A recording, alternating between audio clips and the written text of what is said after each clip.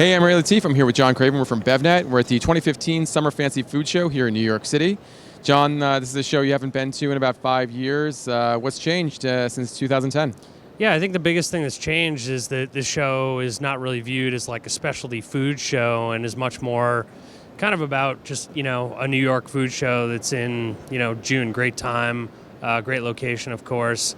And I think, the types of products, really evolved sort of where like stuff that you'd see at the Natural Products Expo has really kind of bled into this show. It seems like it's not really just about specialty food trade anymore. So yeah, I mean, it's interesting to see how many different brands that either presented once or this is their very first time presenting at this show, from categories that you wouldn't have even heard of 2 years ago. Well, for this show, cold pressed juices, kombucha brands, maple water is even here. I mean, this has really become an important show with respect to the region. But what are you hearing from some of these brands in terms of what buyers are looking for at this show, whether it be specialty or just a general food show?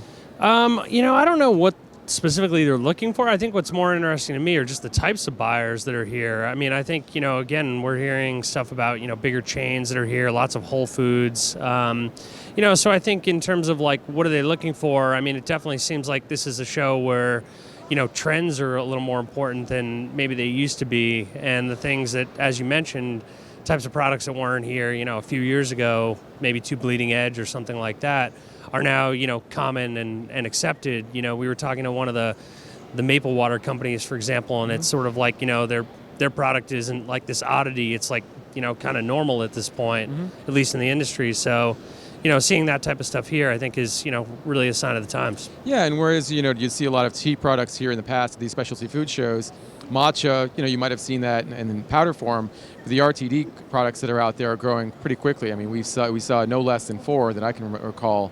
And while some of these matcha brands are saying that awareness has really grown, there's still a little bit of education involved as well.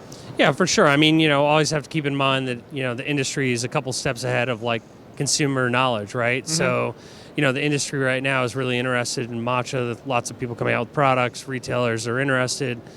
Is there mainstream knowledge about matcha at this point? I think that's pretty questionable. But, it's certainly great just to see that something like that has gone from kind of, again, bleeding edge to like, I don't know if it's mainstream, but it's made a lot of progress in a short amount of time. And being here helps them get over that hump. For sure. And as well as, the number of cold pressed juice brands, I think in San Francisco, when we were there, we saw Daily Greens was the only one, if I can recall. Now you're seeing Forager, Love Grace, JUS, just a bunch of different cold pressed juice brands that, again, you wouldn't have expected to see before.